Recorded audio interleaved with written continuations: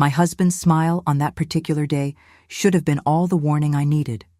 But when you're young and believe yourself to be in love, you see only what your heart desperately wants to see, and you call it the truth. My name is Shirley, and I am 82 years old now. I live by myself in a small house on the quieter side of town, the same house that once stood at the very center of the greatest and most terrible battle of my life. From my kitchen window, where I stand every morning with my first cup of coffee, I look out at the garden my mother, Frances, tended with such devotion. The rose bushes she planted all those years ago are still here, their roots deep in the earth, their blooms as resilient and stubborn as she taught me to be. They've survived bitter winters and scorching summers, and in their silent strength, they remind me of her. They remind me of the promise I made to her and to myself. I have never told this story to anyone outside the quiet circle of my family. It is a story of a deception so profound it nearly broke me, a betrayal orchestrated by the very man I had promised to love and honor for all my days. It is a story of how the cruelest intentions can hide behind the kindest of smiles and the most tender words of love. It began, as so many stories of ruin do, with a hope for a brighter future. It was in the early 60s, a time when the country still felt like it was taking a long, deep breath after years of turmoil. The wounds of the war were fading into scars, and in our hearts, a quiet optimism was beginning to bloom. I was 19 years old, and my life was simple and orderly. I worked as a seamstress in the alterations department of Henderson's, the finest department store downtown. It was a respectable job for a young woman. Mrs. Gable, the head of our department, was a stern woman with a sharp eye for a crooked seam, but she was fair and had taught me everything I knew about tailoring. In that post-war town, we were all trying to build our lives, to lay down foundations for a future we hoped would be peaceful and prosperous. My own dreams were modest: a good husband, a family, a small home, not unlike the one I'd grown up in. Edward came into the store on a crisp October afternoon. He wasn't in my department. He was over in fine menswear, a place of polished wood and the scent of expensive cologne, where men of importance in our town came to be fitted for suits. He was the manager at the First National Bank, a position that commanded immediate respect. I remember seeing him from a distance, the way the salesman deferred to him, the air of quiet authority that clung to him like a well-tailored coat. He was older than me, already established in his career and in his life, while I was just starting mine. One of the junior salesmen, a nervous young man named Peter, came scurrying over to our corner of the floor. "Mrs. Gable, we have an emergency. Mr. Edwards needs an immediate cuff adjustment on a new suit. He has an important dinner tonight." Mrs. Gable, who never considered anything short of the building being on fire an emergency, let out an exasperated sigh. "Shirley," she said, without looking up from her work, "you're the quickest. Go and see what the man wants." I gathered my pincushion and tape measure, my heart fluttering a little. It wasn't often we were called to the main sales floor to deal with a customer directly, especially not one as prominent as the bank manager. I walked over, keeping my eyes downcast, as was expected, and waited for the salesman to introduce me. "Mr. Edwards, this is Shirley from Alterations." "She'll take care of you," Peter said. "Thank you, Peter," a low, steady voice replied. I finally looked up. He wasn't what I expected. There was a warmth in his presence that seemed to fill the space around him, a calm confidence that was reassuring rather than intimidating. He turned his attention to me, and for a moment the bustling store seemed to fade into silence. It felt as if a spotlight had been turned on, illuminating the two of us. "Shirley," he said, testing my name on his tongue as if it were a new and interesting word. "Thank you for coming so quickly. I seem to have a formal event that slipped my mind." "It's no trouble, sir," I murmured, my professionalism warring with a sudden shyness. I knelt to check the cuffs of his trousers, the fine wool cool beneath my fingertips. I was acutely aware of his stillness, of his gaze on me as I worked. It wasn't a prying or uncomfortable gaze. It was simply attentive, as if he were truly seeing me, not just the girl who was there to fix his suit. After that day, he started coming into the store more often, always with a different excuse: a button that needed reinforcing, a pair of trousers that required pressing. Mrs. Gable would just shake her head and smile knowingly each time he appeared. "Go on, Shirley," she'd say with a little nudge. "Mr. Edwards seems to have a preference for your work." After a few weeks of these brief professional encounters, he invited me for a cup of coffee at the diner across the street after my shift ended. I remember the scent of his aftershave, something clean and woodsy that made my head feel a little light. He talked to me about his work at the bank, about his dreams of building a custom home one day, a place for the family he hoped to have. And I listened, completely captivated, already painting myself into the picture of the future he was describing. He had a way of making you feel like you were the only person in the room, that your thoughts and opinions were the most fascinating things he had ever heard. When I brought him home to meet my mother for the first time, she welcomed him with a cautious curiosity.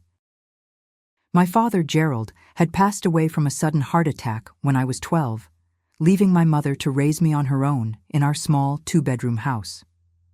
It was all he'd left us, that little house, but to my mother, it was everything. That evening, after Edward had left, my mother and I sat in the living room, the way we always did. "He's much older than you, Shirley," she said, her voice gentle but laced with concern. I remember laughing, brushing off her worries. "Oh, Mama, it's not that much. And he's so mature, so respectable.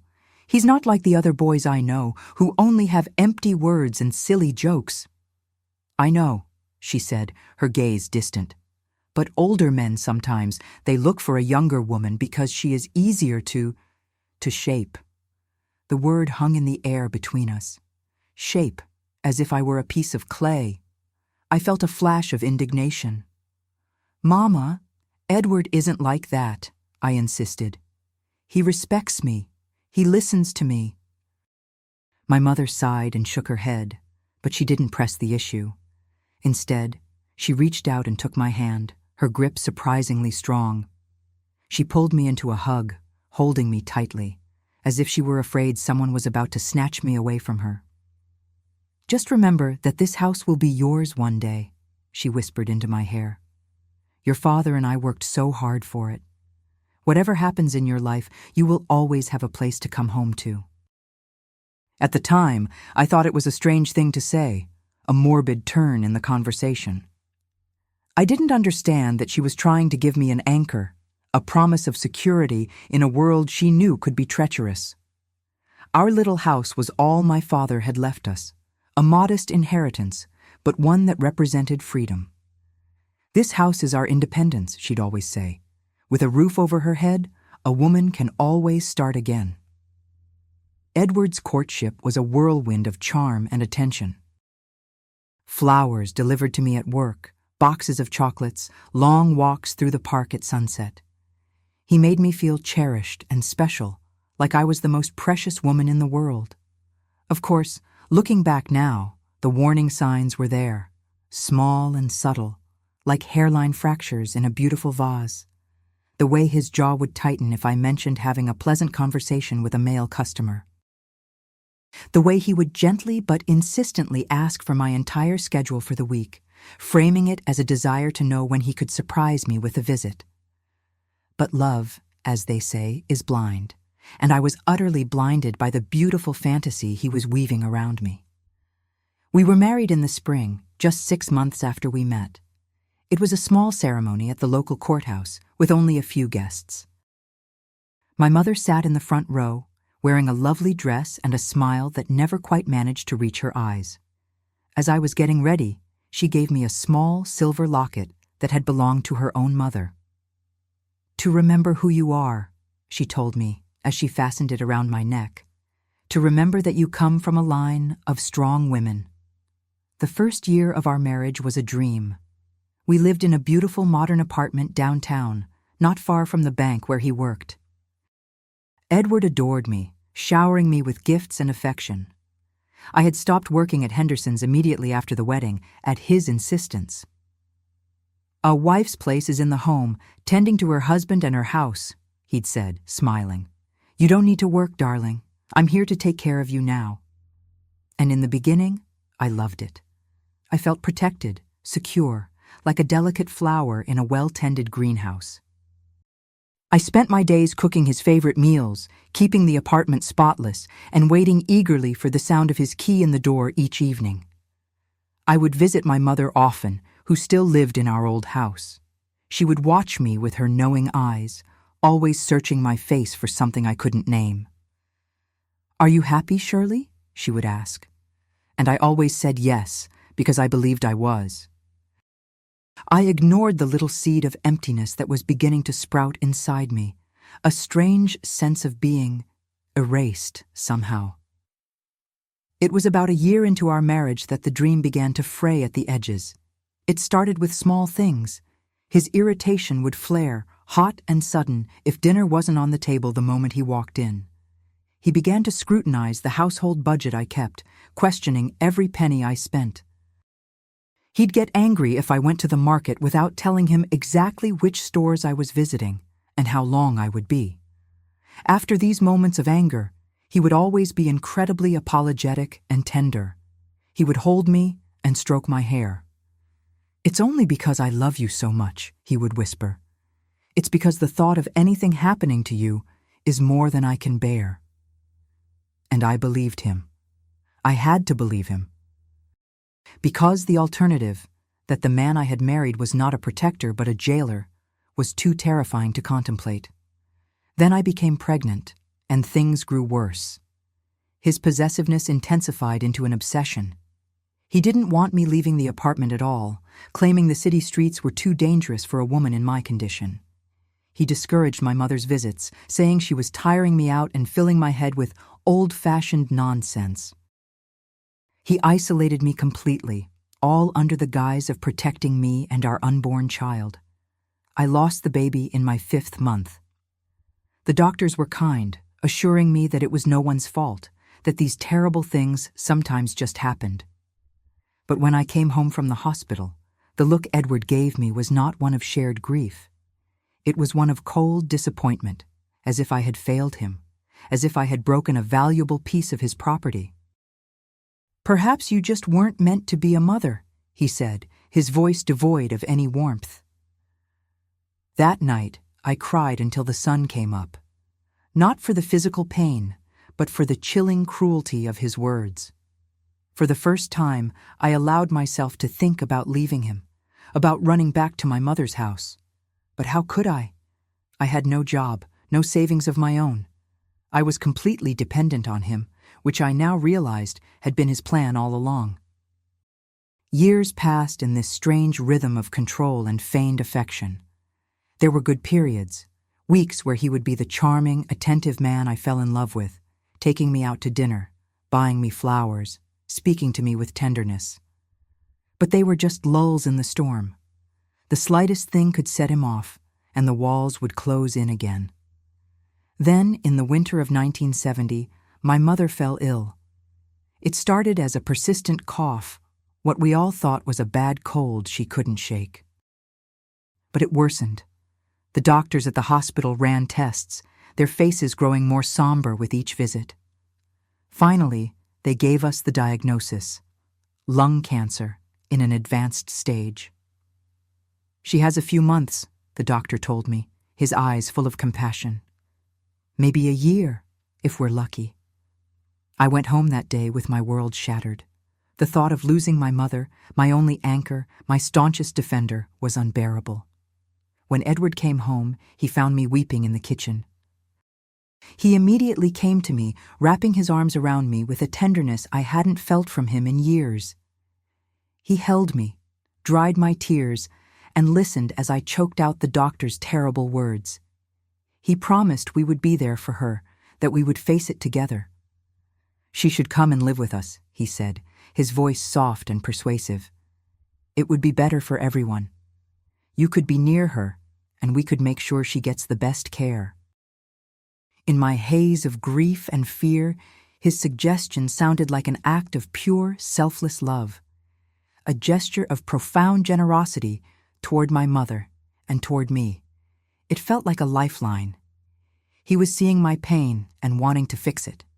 The good man, the kind man, was back. "Your mother needs constant care, Shirley," he continued, stroking my hair. "And you need to be with her. It's the perfect solution."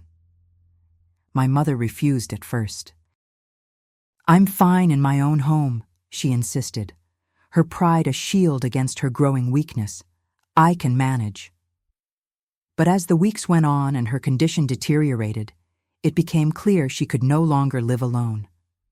Finally, she relented and agreed to the move. The day I went to help her pack her things, I found her sitting on her bed, holding an old framed photograph of our family. "You remember my promise, Shirley," she said, her voice thin but firm. "This house will be yours. It's the only real thing your father left us, the only thing I can leave you." I knelt beside her and took her frail hand. "I know, Mama, but don't think about that now. Just focus on feeling better." I never saw him, but I know now that Edward was there, hidden from sight, just outside the bedroom door, listening to every single word.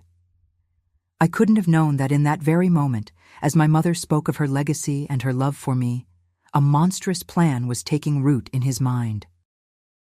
A plan that would use her love as a weapon and my grief as a tool. How could I have known that behind his gesture of compassion lay the most cruel and calculated strategy he had ever conceived? At that moment, I only saw my husband, my protector, offering a safe harbor in the storm. I saw love. I saw a second chance. I saw hope. My mother, Frances, moved in with us the following week.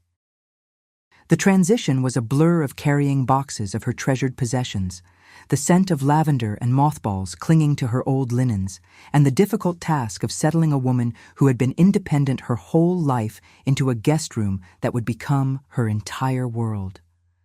I arranged her favorite armchair by the window so she could watch the people on the street below. I placed the framed photograph of my father, my mother, and me on her nightstand, a silent guardian from a happier time. Through it all, a part of me felt a profound sadness, the quiet acknowledgement that this was not a new beginning for her, but the start of a long and final goodbye. In those first few weeks, Edward was the very picture of a devoted son-in-law. His transformation was so complete, so utterly convincing, that it washed away the years of petty cruelties and controlling behaviors, leaving me ashamed that I had ever seen him as anything less than a good man. He would come home from the bank and go directly to my mother's room, not even stopping to take off his coat. He would bring her a cup of tea, fluff her pillows, and sit by her bed, reading articles to her from the evening paper in his calm, measured voice. He spoke to her with a gentle respect that warmed my heart, asking about her day, listening patiently as she recounted memories from her youth, her voice growing weaker with each passing day. I would watch them from the doorway, my heart swelling with a confusing mixture of gratitude and guilt. This is the man I married, I would tell myself. The good, kind man my mother just couldn't see. I felt a surge of renewed love for him, a deep appreciation for his compassion. He was taking care of not just my mother, but of me, shouldering the emotional burden that felt too heavy for me to bear alone. His kindness was a balm on my grieving soul, and I clung to it desperately. "You have a good husband, Shirley," my mother said to me one afternoon, after Edward had spent an hour helping her sort through her medications.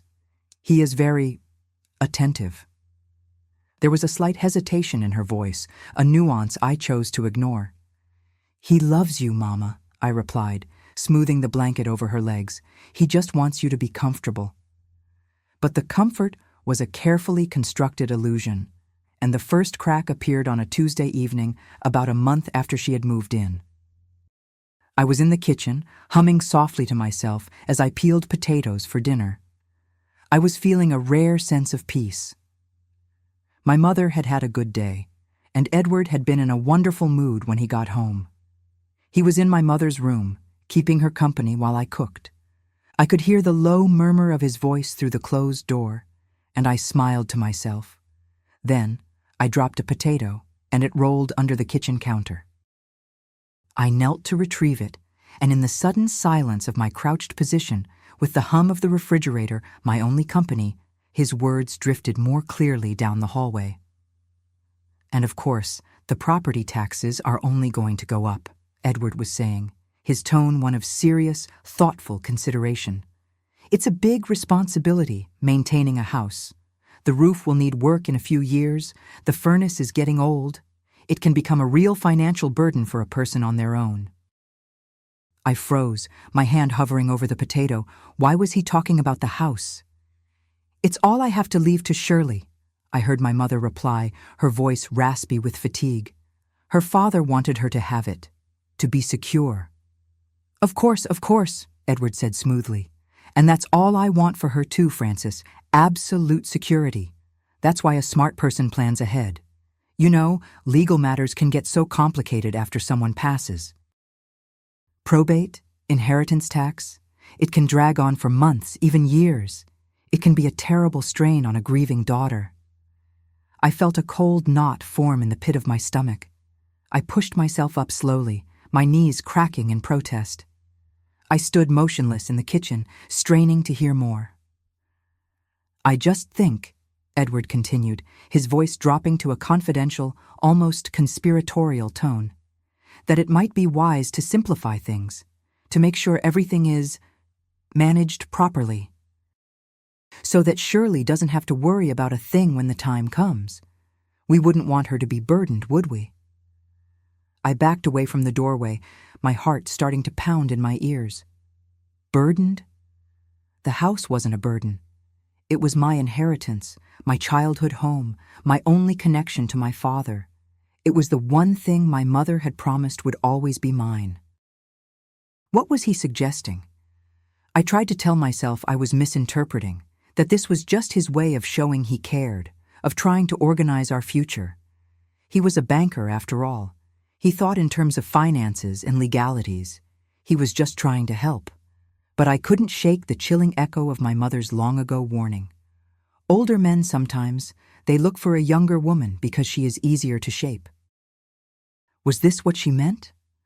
Was he trying to shape my future, to manage my inheritance, to take control of the one thing that was meant to be my independence? It's a terrible feeling, isn't it? To stand in the quiet of your own home and feel your heart telling you one thing while your gut screams another. To be caught in that awful, silent space between trust and suspicion. I wanted so badly to trust him, to believe in the kind man who read the newspaper to my dying mother. But the man I had just overheard sounded different. He sounded like a strategist. He sounded like a predator, circling something he wanted. That night, I couldn't sleep. I lay beside Edward in the dark, listening to his steady breathing, and felt a chasm opening up between us. I watched him over the next few days with a new, painful alertness. I became a spy in my own home. I noticed how he would wait for me to be occupied, doing the laundry in the basement, running to the corner store for milk, before he would slip into my mother's room. I started seeing him with his briefcase, which he'd never brought home from the bank before. He would open it in the living room after my mother was asleep, studying documents with a deep, unsettling concentration. One evening, I saw him take a sheaf of papers from the briefcase and lock them in the top drawer of the desk in his study. The study was his private domain. In all our years of marriage, it was the one room he had made clear was his and his alone. I need a space to handle our finances, Shirley, he had said early on. It's better if you don't disturb the paperwork. I had accepted it without question. It was his world, the world of men and money, and I had no place in it. But now, that closed door felt like a barrier hiding a terrible secret. I had to know what was in that drawer. My opportunity came a few days later. Edward called from the bank to say he would be late, that he had an unexpected meeting with a client that would run into the evening. My mother was having a bad day and had fallen into a deep, medicated sleep early in the afternoon. The apartment was silent. My heart hammered against my ribs as I stood before the study door. Every instinct screamed at me to turn around, to go back to the kitchen, to pretend I knew nothing. To break his trust, to enter his private space, felt like a monumental betrayal. But then I thought of the conversation I had overheard, of the calculated tone in his voice, and I knew that a much greater betrayal was already in motion. With a trembling hand, I turned the knob and pushed the door open. The room was immaculate, almost sterile. A large oak desk stood against one wall, its surface clear except for a neat stack of files and a blotter. The air smelled faintly of paper and his woodsy aftershave. There was nothing personal in the room, no photographs, no trinkets. It was the room of a man who kept his life in careful, separate compartments. The top drawer of the desk was locked. A wave of despair washed over me. Of course it was locked. I tried jiggling the handle, but it was solid. I looked around the room, frantic. Where would he keep the key? It wouldn't be anywhere obvious. I ran my hands along the underside of the desk, my fingers searching for a key taped out of sight. Nothing. I checked the pencil holder, the space behind the heavy books on the shelf. Still nothing. Finally, in a small, decorative wooden box on the bookshelf, a box I had given him for his birthday years ago, I found it. A tiny brass key nestled beneath a collection of old coins. My hands were shaking so badly I could barely fit the key into the lock. It took 2 tries before I heard the soft click of the mechanism releasing. I took a deep breath and pulled the drawer open. Inside, on top of a stack of bank statements, was a thick manila folder. There was no label. I lifted it out, my fingers feeling numb and clumsy. I carried it over to the chair by the window, my body moving as if in a dream, and sat down before I opened it. The first document was a legal-looking paper with the heading, Deed of Gift.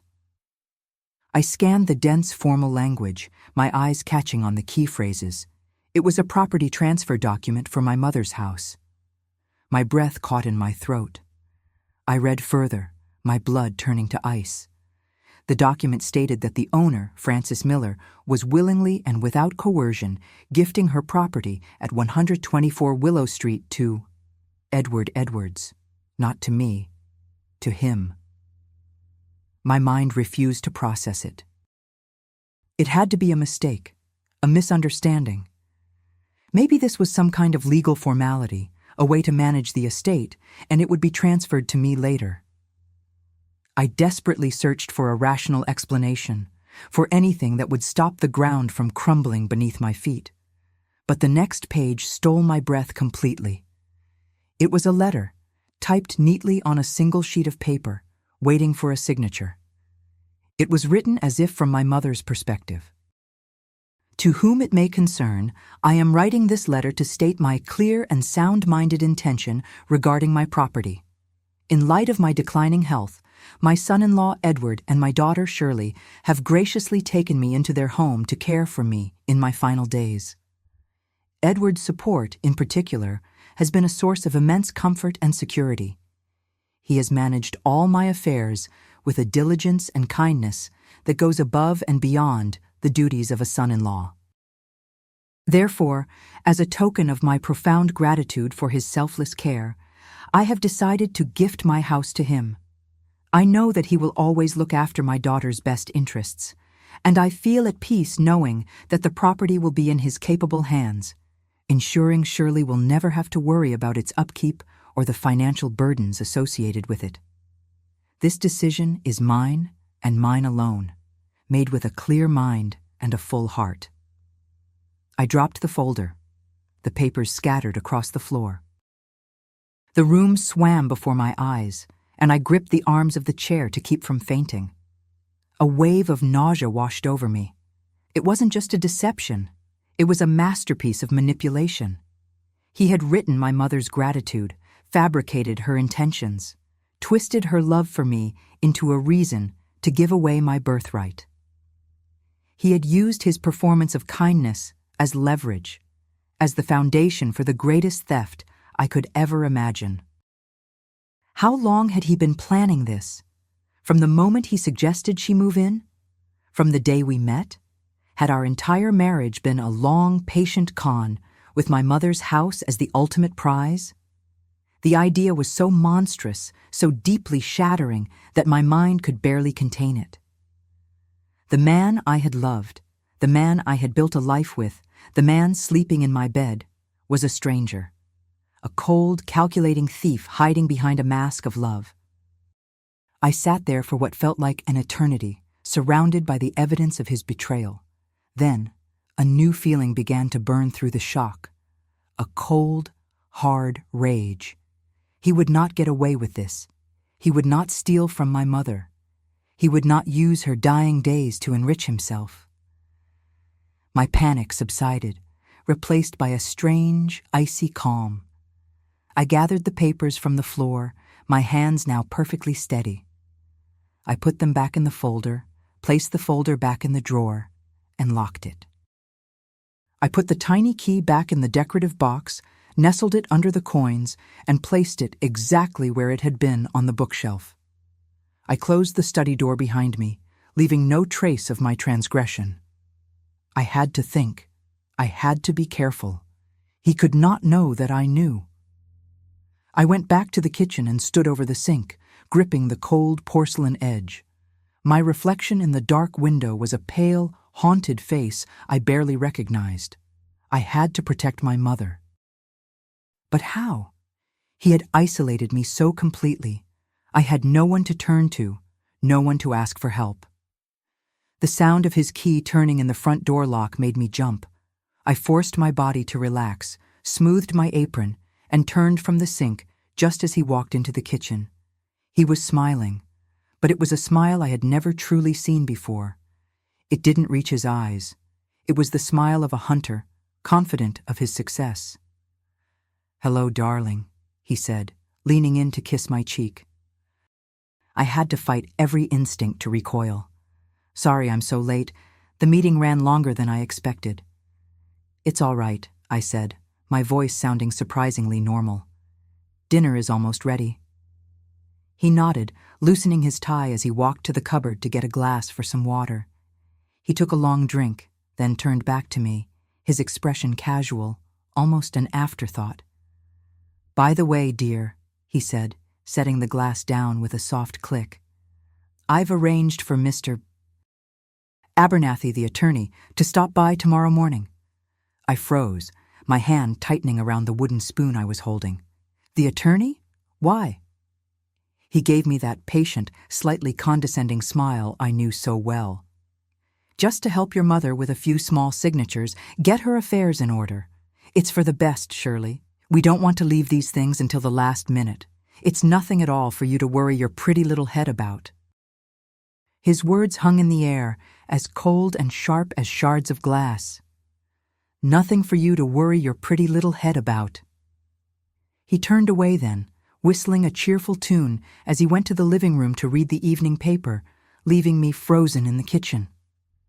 My world had been turned completely upside down in the space of an hour, and I was expected to simply serve dinner and pretend that everything was normal. That night was the longest of my life. I lay perfectly still in our bed, my back to Edward, my muscles rigid with a terror so profound it felt like a physical illness. Every time he shifted or sighed in his sleep, a jolt of pure adrenaline shot through me. I was sharing a bed with a monster, a stranger who had been wearing my husband's face for years. My mind raced, tumbling through fragmented thoughts and desperate plans. I replayed the words from the letter he'd written, the sickeningly false praise, the calculated twisting of my mother's love. He was going to have her sign it. Tomorrow. An attorney was coming to our home to watch and legitimize the theft of my entire future. What could I do? I couldn't confront him directly. I had seen the coldness in his eyes when his will was thwarted over small things. I couldn't imagine the fury that would be unleashed if he knew I had discovered his grand deception. He would simply deny everything, call me hysterical, and find a way to get my mother's signature anyway. He was clever, and he had all the power. I had nothing. No money, no allies, no voice that anyone would believe over that of the respected manager of the First National Bank. My only hope, my only defense, was my mother. But she was so fragile, so tired. Her mind, clouded by medication and pain, drifted in and out of focus. How could I explain the complex and ugly truth to her in a way she would understand? How could I ask her, in her final days, to summon the strength for a battle she shouldn't have to fight? The weight of it felt crushing, but I knew I had no other choice. I had to reach her before the attorney arrived. I had to make her understand. I watched the first gray light of dawn creep into our bedroom, and when I heard the familiar sounds of Edward getting ready in the bathroom, I slipped out of bed. My bare feet made no sound on the floorboards. I moved through the quiet apartment like a ghost, my heart a frantic drum against my ribs. I found my mother awake, her head propped against the pillows, her gaze fixed on the window. She looked smaller in the morning light, almost translucent. "Mama?" I whispered, closing the door softly behind me. She turned her head, and a weak smile touched her lips. "Shirley, my girl." "Is it morning already?" "It is," I said, sitting on the edge of her bed and taking her cool, dry hand in mine. Her skin felt like paper. "Mama, I have to ask you something very important." I kept my voice low, urgent. "Aldo, Mr. Abernathy, the attorney, is coming to visit this morning." She frowned, a flicker of confusion in her eyes. "The attorney? Why?" "He's going to bring some papers, Mama. Papers about the house." I squeezed her hand gently. "He's going to ask you to sign them." "Oh," she said, her gaze drifting away. "Yes, Edward mentioned it. To simplify things. For you." "No, Mama, listen to me," I pleaded, my voice trembling despite my efforts to control it. "Please, listen very carefully. The papers don't simplify things for me. They give the house to him, to Edward, not to me." Her eyes slowly came back into focus, and I saw a spark of the old, sharp intelligence I knew so well. "What are you saying, Shirley?" "He's trying to take the house," I whispered, the ugly words feeling like poison on my tongue. "Whatever he asks you to sign today, you can't do it. Please, Mama, you have to promise me you won't sign anything." I fought back tears, knowing that if I started crying, she would become distressed. I had to be strong for her. "Just say you're too tired. Say you want to think about it." "Can you do that for me? Can you be too tired to sign?" She stared at me, her brow furrowed in concentration, as if she were trying to see past my face and into my soul. She saw the fear there, the desperation. She saw the truth. For a long moment she was silent, and I could hear the sound of the shower running in the other bathroom, a reminder that my time was running out. "That man," she finally said, her voice barely audible but laced with a sudden cold clarity. I knew there was something about him that wasn't right. She looked at me, her eyes filled with a fierce, protective love. "I promise," she said, "and you be strong, Shirley. Whatever happens, you be strong." I leaned forward and kissed her forehead, a wave of relief so powerful it almost made me dizzy. "I will be, Mama. I promise." The morning passed in a haze of unbearable tension. Edward was in high spirits, humming as he made coffee, acting as if it were just another ordinary day. I moved around the kitchen, my hands shaking as I washed the few breakfast dishes, my ears straining for the sound of the doorbell. Edward must have sensed my anxiety because he looked at me with a flicker of annoyance. "You seem jumpy this morning, Shirley. Are you feeling all right?" "Just a headache," I lied. "I didn't sleep very well." "Well, have some coffee," he said dismissively. "Everything will be fine. Mr. Abernathy is just here to help." The doorbell rang at precisely 10 o'clock. Edward smoothed his tie and went to answer it, a welcoming smile fixed on his face. I followed him into the hall, my heart pounding so hard I felt sick. Mr. Abernathy was an older man, a man whose face was a neutral mask of professionalism. He carried a leather briefcase and had an air of detached efficiency, as if he were merely a cog in a machine, oblivious to the human drama he was stepping into. "Good morning, Edward," the attorney said, shaking his hand. "And this must be your lovely wife, Shirley." I murmured a greeting, my throat tight. "Mr. Abernathy is here to help us with those documents we discussed," Edward said to me, his tone light and breezy. He then turned to the attorney. "My mother-in-law, Frances, is a bit weak today, so we've set everything up in her room to make it comfortable for her." "Excellent," Mr. Abernathy replied. "All business." "Shirley, why don't you go and prepare some coffee for our guest?" Edward said, a clear dismissal. He wanted me out of the way. "The coffee can wait," I said, my voice firmer than I expected. "I want to be with my mother." I saw a flash of irritation in Edward's eyes, but he couldn't very well object in front of the attorney. He forced a smile. "Of course, dear. She'll be glad to have you there." We all filed into my mother's room. She was sitting up against her pillows, looking pale but composed. She gave me a brief, almost imperceptible nod, a secret signal that passed between us. I stood by her bedside, my hand resting on her shoulder as if to offer comfort, but really it was to give her strength and to draw it from her. Mr. Abernathy set his briefcase on a small table and pulled out the folder I knew so well. He explained the documents in a dry, monotonous voice, his words sanitizing the ugly reality of the transaction. He spoke of transfer of assets and estate planning, making it all sound so routine, so responsible. He spread the deed of gift on the bed beside my mother's hand and uncapped a fountain pen. "So, Mrs. Miller," he said, his tone kind but firm, "if you are in agreement, I just need your signature right here." He pointed to the line at the bottom of the page. A heavy silence filled the room. I held my breath. I could feel the dangerous energy coiling in Edward's shoulders as he stood on the other side of the bed, a reassuring smile plastered on his face. My mother looked at the document, then at the pen. She let out a long, weary sigh. "I'm so sorry, Mr. Abernathy," she said, her voice surprisingly steady.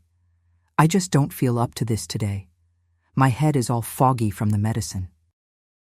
I wouldn't want to sign something so important without a clear mind. The attorney looked momentarily surprised, but then his professional mask slipped back into place. "Of course, Mrs. Miller," he said, nodding with understanding. "Health must come first. We can always reschedule for a day when you're feeling stronger." Edward was livid. I could see it in the tightening of the muscle in his jaw, in the way his hands, resting on the back of a chair, clenched into white-knuckled fists. But his voice, when he spoke, was a masterpiece of feigned concern. "Naturally," he said, his tone smooth as silk. "My mother-in-law's well-being is our top priority. We won't push her. We'll call you to reschedule, Mr. Abernathy." I walked the attorney to the door, my entire body trembling with the aftermath of the tension. As soon as the latch clicked shut, I turned, and my relief vanished. Edward was standing at the end of the hall, waiting for me. The mask was gone. His face was a thundercloud of pure, unadulterated rage. He strode toward me, grabbing me by the upper arm and dragging me into the kitchen, his fingers digging into my flesh like talons. He kicked the door shut behind us. "What did you do?" he hissed, his face inches from mine. The man I had once found so charming now looked like a predator. "I don't know what you're talking about," I stammered, trying to pull my arm free. His grip only tightened. "Don't you lie to me!"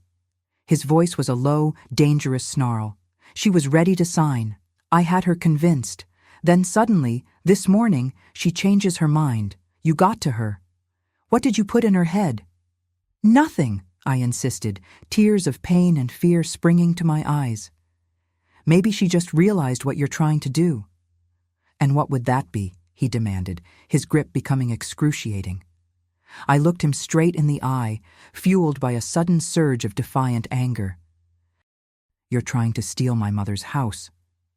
For a terrifying second, I thought he was going to strike me. I saw his free hand lift, and I flinched, closing my eyes. But the blow never came. Slowly, deliberately, he lowered his hand. He let go of my arm and took a step back, a chillingly calm expression settling over his features. "Surely, my dear," he said, his voice dripping with condescension that was far more frightening than his rage.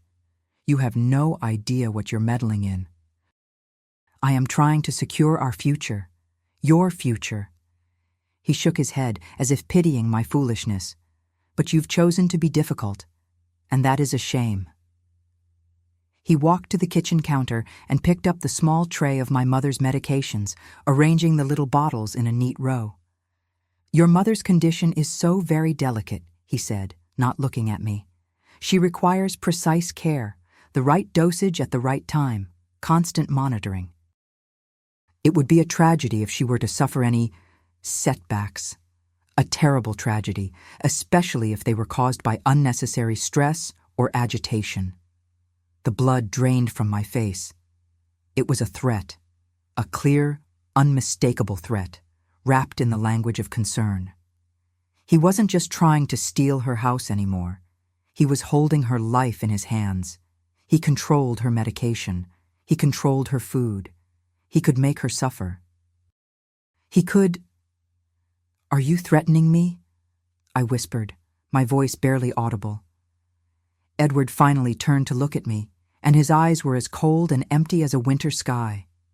He smiled, a thin, cruel slash across his face. "I'm just saying that sick people need peace and quiet, and cooperation. I would hate for anything to disrupt the excellent care she is receiving. Wouldn't you?" He left the kitchen without another word, leaving me standing there, shaking and utterly terrified. The walls of my beautiful apartment suddenly felt like the bars of a cage. I was trapped. If I fought him, he would hurt my mother. Her life was now his leverage, her suffering his weapon. I stumbled into a chair, my legs unable to hold me, and buried my face in my hands. Despair, dark and suffocating, washed over me. He had thought of everything. He had me completely cornered. But then, through the fog of my terror, a face appeared in my mind. The face of our old neighbor from Willow Street, Mrs. Joyce Peterson. A sturdy, sensible woman with sharp eyes and a sharper tongue. She had been my mother's closest friend for over 30 years. They would sit on our front porch for hours, drinking iced tea and sharing stories. Joyce was a widow, too, and she was nobody's fool. She had been a nurse during the war. She was practical, and she was tough. Edward had made sure to cut me off from my own friends, but he couldn't erase my mother's. A tiny, desperate spark of hope ignited within me. Joyce. She would know what to do. She would believe me. The problem was, how could I get to her? Edward watched my every move. I wasn't allowed to leave the house alone for more than a quick trip to the corner store. But I had to find a way.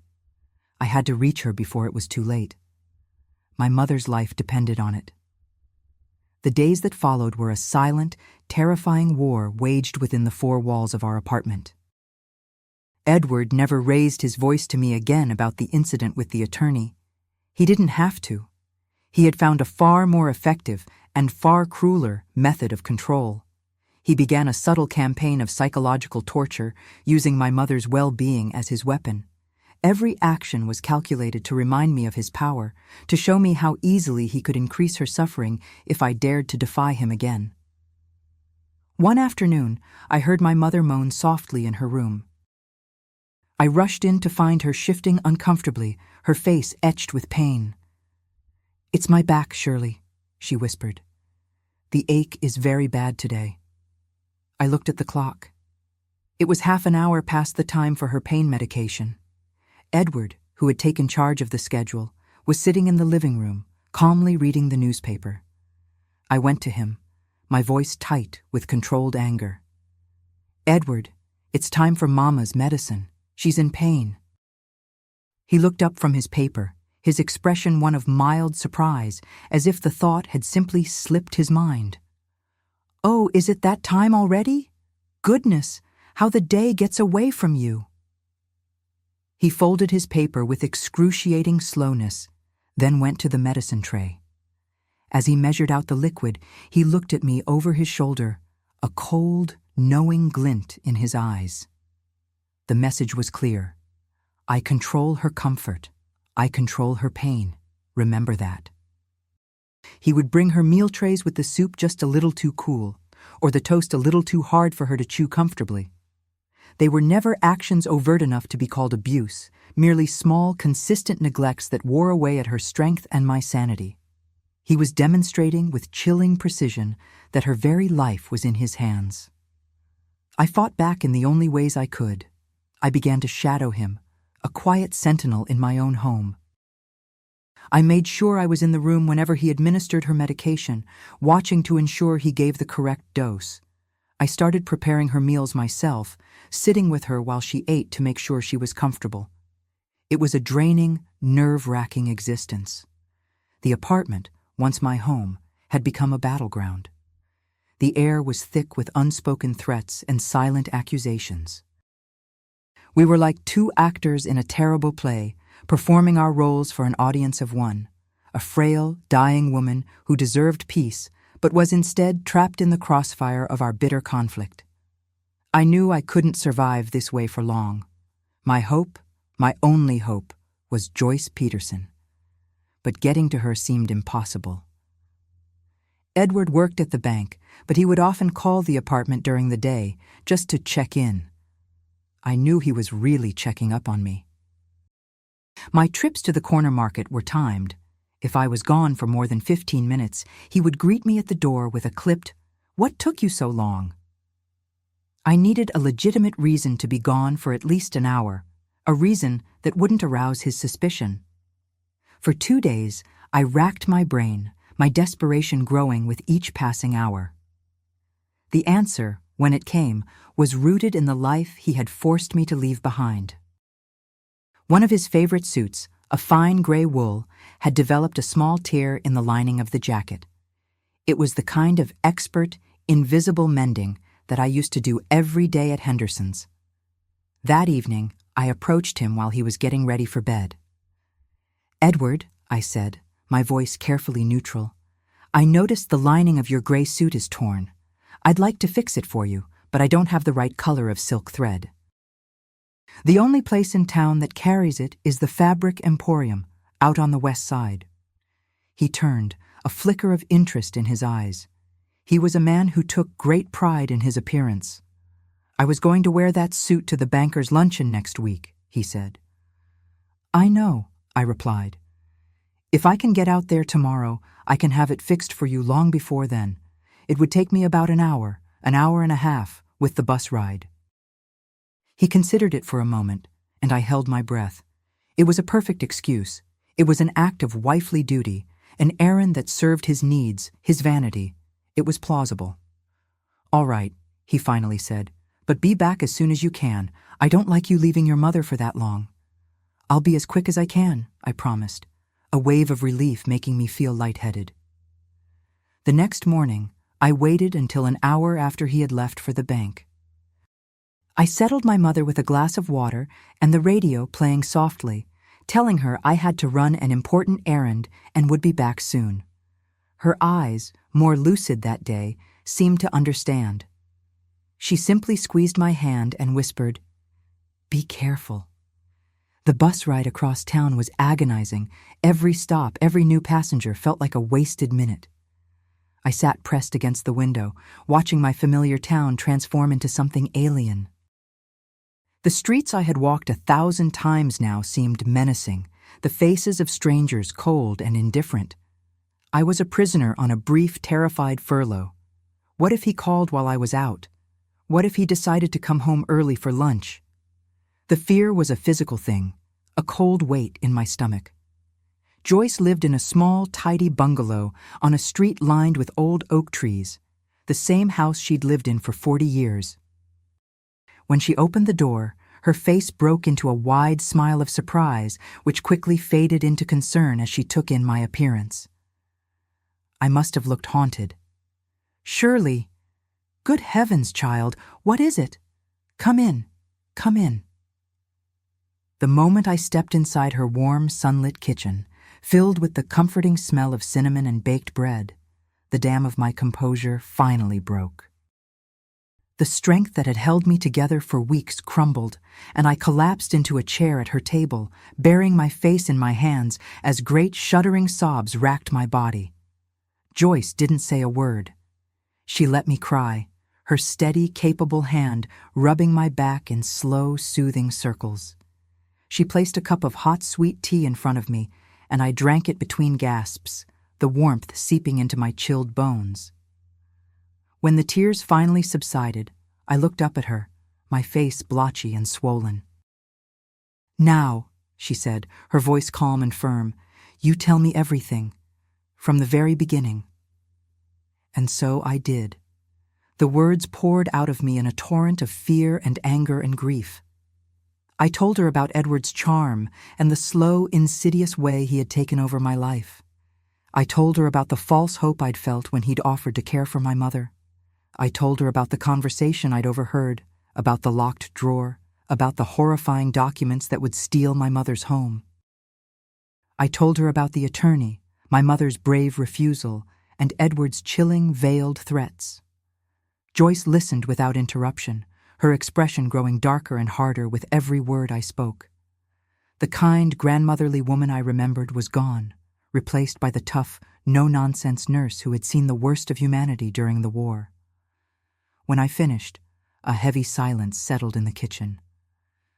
"That man," she finally said, her voice a low growl, "he is a snake. Your mother was right to be wary of him." She reached across the table and took both of my hands in hers. "Oh, Shirley, you should have come to me sooner." "I couldn't," I whispered. "He watches me all the time. I'm so scared, Joyce. I'm scared of what he'll do to Mama if I fight him." "You are not going to fight him alone," she declared, her grip tightening on my hands. "We are going to fight him together." She stood up and began to pace the small kitchen, her mind clearly at work. "He has a legal document ready to be signed. What we need is another document, something that proves your mother's real wishes, something that proves she is being pressured." "What do you mean?" She stopped pacing and looked at me, her eyes sharp and focused. "We need your mother to write a letter in her own hand, stating that her one and only wish is for the house to go to you, her daughter. She needs to date it, and she needs to sign it. And in that letter, she needs to state that any other document she might sign to the contrary has been signed under duress, under threat from her son-in-law, Edward Edwards." The idea was simple, but brilliant. It was a shield, a weapon. "But even if she writes it, what do we do with it?" "He would find it and destroy it." "She's not going to keep it," Joyce said, a sly smile touching her lips. "I am. I will come to visit tomorrow afternoon. I'll say I'm just stopping by to see my old friend. Even a monster like him can't refuse a dying woman a visit from her best friend without looking suspicious. While I'm there, you'll make sure we have a few minutes alone. She'll write the letter, and I'll take it with me when I leave. He'll never know." For the first time in weeks, a fragile tendril of hope began to unfurl in my chest. It wasn't a solution, but it was a plan. It was an action. We were fighting back. "Do you think it will work?" I asked, hardly daring to believe. "Legally, I mean." "My nephew is a lawyer," Joyce said. "He told me once that a document like that, a declaration written close to the time of another signing, can be a powerful piece of evidence to contest a will or a gift deed. It shows intent and state of mind. It's not a guarantee, Shirley, but it's a fighting chance. And right now, that's more than we have." I knew my time was running out. I stood up, feeling a renewed sense of purpose. "I have to go. He'll be expecting me." Joyce wrapped me in a fierce, strong hug. "You be brave, child. she whispered in my ear. "Your mother's strength is inside you. Don't you ever forget that." I hurried back to the bus stop, the plan turning over and over in my mind. The hope was fragile, and the risks were enormous.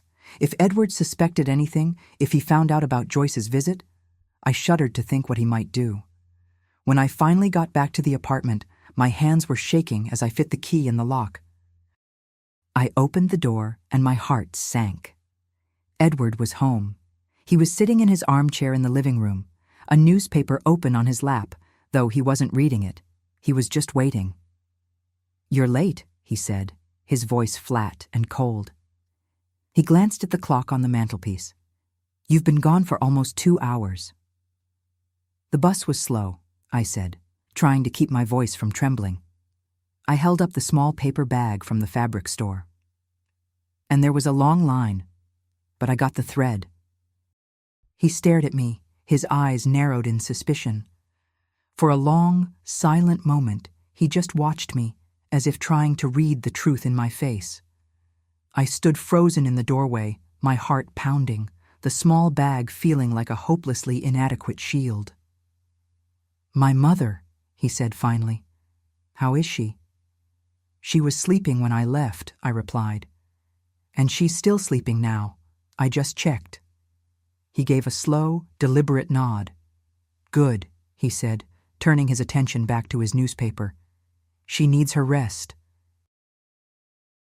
We wouldn't want her getting overtired, especially not with visitors coming." My blood ran cold. "Visitors?" He rustled the paper. "Yes, I ran into Mrs. Gable from your old department store on my lunch break. I invited her to stop by for tea tomorrow. I thought it might be nice for you to see an old friend." He looked up at me then, a thin, cruel smile playing on his lips. It was a trap, a test. He was isolating me further, bringing in his own approved visitor to keep me occupied, to keep me watched. And it was happening on the very day that Joyce was supposed to come. The smile on Edward's face was the most terrifying thing I had ever seen. It was a smile of pure, triumphant cruelty. He had me trapped. He had anticipated my desperation and had already moved to cut off my only escape route. My mind scrambled, trying to find a way out of the checkmate he had so brilliantly orchestrated. I couldn't call Joyce to cancel. He would be listening to my every word. I couldn't refuse to host Mrs. Gable. That would be an immediate red flag. I was forced to play along, to walk into his perfectly designed trap. That night, sleep was not even a possibility. I lay awake, a silent statue of dread, my mind a whirlwind of frantic, useless plans. The next day dawned gray and oppressive, mirroring the atmosphere in our home. I went through the motions of preparing for my guests, my hands moving automatically while my mind raced. Edward was a constant, unnerving presence at my side, ostensibly helping, but I knew he was really guarding me, ensuring I had no opportunity to make a phone call, no chance to slip away. Mrs. Gable arrived precisely at 2 o'clock. She was, as always, a formidable presence, a woman who carried herself with an air of unshakable propriety. The conversation in the living room was a stilted, agonizing affair. Edward was the perfect host, pouring tea, offering small cakes, and guiding the conversation with his usual charm. He spoke of my wonderful skills as a homemaker and how much I enjoyed my quiet life, no longer needing to work.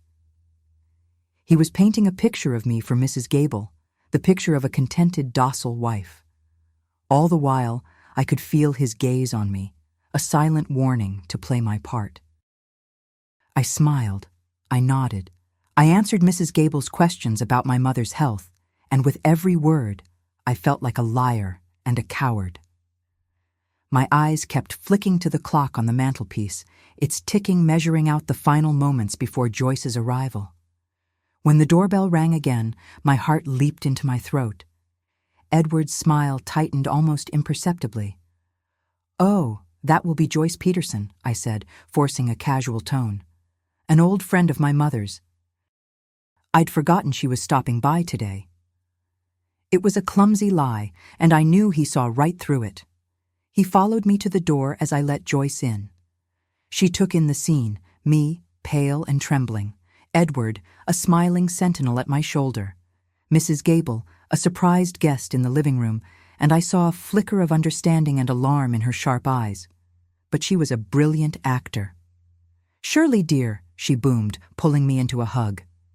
"And Mr. Edwards, how lovely to see you." She breezed past him into the living room. "Don't tell me you're having a party and didn't invite me." The next half hour was the most stressful of my life. I was trying to juggle two separate conversations, two realities. I could feel Edward's suspicion growing with every passing moment. He watched the way Joyce and I looked at each other, searching for a secret language he couldn't understand. We were running out of time. My mother was weak. She often napped in the afternoon. If we didn't act soon, our chance would be lost. Then I saw my opportunity. Edward stood up to offer Mrs. Gable another cup of tea. As he leaned forward with the heavy teapot, I rose from my chair as if to help, contriving to bump his arm just slightly. Tea, dark and hot, sloshed over the side, splashing onto the pale cream-colored rug at his feet. "Oh, heavens!" I cried, my voice filled with a convincing panic. Edward shot me a look of pure fury. "Shirley, be more careful," he snapped, before catching himself in front of the guests and forcing a tight smile. "I am so terribly sorry," I said, rushing to the kitchen. "Don't worry, I'll get it right out." I ignored his instructions to just leave it, instead creating a flurry of activity, demanding his and Mrs. Gable's attention with questions about what I should use to clean the stain. In the midst of the commotion, I turned to Joyce. "Joyce," I said, my voice low and urgent, "would you be a dear and check on Mama for me? I'm so afraid all our chatter might have disturbed her." It was the moment we needed. Joyce gave a quick nod and slipped out of the room. The next 5 minutes were an eternity. I scrubbed at the rug with a damp cloth, my back to the room, deliberately keeping Edward and Mrs. Gable occupied. I could feel his impatience, his growing suspicion radiating like heat from across the room. Finally, Joyce reappeared in the doorway. Her face was calm, but her hand, I noticed, was clenched tightly around the handle of her handbag. "Francis is sleeping peacefully," she announced. She didn't stir a bit. She then glanced at the clock. "My goodness, look at the time. I must be going." The relief that flooded me was so intense I felt weak. We had done it. She had the letter. But my relief was premature. As Joyce was saying her goodbyes, Edward stepped in front of her, blocking her path to the door. "It was so good of you to stop by, Mrs. Peterson," he said, his voice dangerously pleasant. "But your handbag, it seems heavier than when you arrived." Joyce's face remained a mask of polite confusion. "I beg your pardon?" "A letter, perhaps?" Edward continued, his eyes like chips of ice. "A letter from a confused, sick old woman. I think you have something that belongs to me." Before anyone could react, he lunged for her handbag. Joyce, tough and unyielding, yanked it back, and the two of them struggled for a moment in the hallway. Mrs. Gable let out a shocked gasp. I screamed his name, but he ignored me. With a final, violent tug, he wrenched the bag from Joyce's grasp. He opened it, plunged his hand inside, and pulled out the folded piece of paper. The letter. He unfolded it with a triumphant sneer, his eyes scanning the contents. But as he read, his expression shifted from triumph to disbelief, then to pure, murderous rage. He had expected a simple letter of intent. He had not expected my mother's clear, damning words describing his threats and her fear. It was in that moment that the last vestiges of the charming, respectable man I had married were burned away, leaving only the monster beneath. He turned his furious gaze from the letter to me. "You," he snarled, his voice a low, guttural sound. "You did this." "You went against me." Mrs. Gable, recovering from her shock, stood up, her face pale but resolute. "Edward Edwards, she said, her voice trembling with indignation. "I have never in my life witnessed such disgraceful behavior. I am leaving this instant, and I suggest you let Mrs. Peterson do the same before I call the police." Edward barely seemed to hear her. He was advancing on me, the letter crumpled in his fist. "You think this piece of paper will stop me? You think anyone will believe the ramblings of a dying woman over me?" He laughed, a chilling, unhinged sound. "There are other ways to secure my future, other ways to simplify things." He stormed past me and down the hall to my mother's room. I ran after him, my heart seizing with terror. Joyce and Mrs. Gable were right behind me. We burst into the room to find him standing by my mother's bedside, her vial of liquid morphine in his hand. My mother was awake, her eyes wide with fear. "It's time for your medicine, Francis," he said, his voice a grotesque imitation of his earlier kindness. He began to draw an impossibly large amount of the liquid into the dropper. "A little extra today, I think, to help you rest, to make all the pain go away, for good." "No!" I screamed, throwing myself at him, trying to knock the bottle from his hand. He shoved me away with brutal force, and I stumbled backward, falling to the floor. But in that moment of distraction, my mother acted. With a surge of adrenaline and the last of her life's strength, she reached out and swept the entire medicine tray from her nightstand. Bottles, pills, and the vial of morphine crashed to the floor, shattering and scattering across the wooden boards. Edward stared at the mess, his plan ruined, his face a mask of disbelief.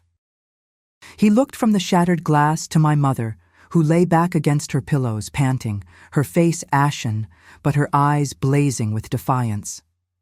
Then she looked at me. "Shirley," she gasped, her voice a ragged whisper. "The key, your father, the old photo." Edward's head snapped toward her. "What key? What are you talking about?" "The bank," my mother whispered, her eyes never leaving mine. "The safety deposit box. Your father. He knew. He knew about you." Everything clicked into place with a horrifying clarity. My father, Gerald, had worked in internal oversight at the same bank. He had died of a sudden heart attack more than a decade ago. It wasn't just about the house. It had never been just about the house. Edward hadn't just stumbled into my life. He had sought me out. He had married me to get close to my family, to ensure that whatever secrets my father had discovered had died with him. The sound of a police siren wailed in the distance. Mrs. Gable, bless her brave, sensible soul, had managed to call for help. Edward heard it too. Panic finally broke through his rage. He looked at the door, then back at us, a cornered animal searching for an escape. He made a move for the door, but I scrambled up from the floor and blocked his path. For the first time, he was the one who looked afraid. The police arrived moments later, finding a scene of chaos. Me, standing guard at the door, Joyce and Mrs. Gable, shielding my mother, and Edward, a man whose carefully constructed world had just shattered around him. He was arrested, shouting about lies and conspiracies, but his words were hollow, the ravings of a guilty man. My mother passed away 2 nights later in the quiet of her own bed. The overdose had been averted, but the shock and the exertion had been too much for her tired heart. She died peacefully, holding my hand, her last whispered words to me. "You are so strong, my Shirley." The safety deposit box contained everything. My father, a meticulous and cautious man, had kept detailed records of Edward's embezzlement at the bank. He had also kept a journal in which he documented Edward's threats after he had been confronted. The final entry was dated the day before he died. The police reopened the investigation into his death and found that his heart attack had been induced by a rare, fast-acting poison. Edward was convicted of fraud, attempted murder, and the murder of my father, Gerald Miller. He was sentenced to life in prison. All his lies, all his careful planning had unraveled because he had underestimated the 2 women he sought to control. A dying mother, with an unbreakable will to protect her child, and a daughter who finally found the strength her mother always knew she had. I live in my mother's house now. It is my house. I cleared out the apartment, that gilded cage, and never looked back. I found work again, first as a seamstress, and then I opened my own small dress shop. I never remarried, but I built a life for myself, a life of independence and quiet joy, filled with good friends like Joyce, who remained by my side until the very end. Sometimes, when I'm out in the garden tending to my mother's roses, I think about that terrible time. I think about the man with the kind smile and the heart of a serpent, and I feel a chill. But then the sun warms my face, and I look at the house, this sturdy, steadfast little house, and I am reminded not of betrayal, but of love. The fierce, unending love of a mother and the strength she passed down to me, a legacy far more valuable than any property. I survived, and I became the woman she always wanted me to be, free, resilient, and unafraid. Thank you for listening to me today, for allowing me to share with you this intimate chapter of my life. If my story has touched you, please don't hesitate to leave a like on this video and subscribe to this channel to discover other testimonies like mine. And please, share it, because who knows? Maybe someone going through a similar trial right now will find the courage to keep searching, to hope, to believe in the impossible. Tell me in the comments, where are you listening from today? Thank you from the bottom of my heart for listening to me.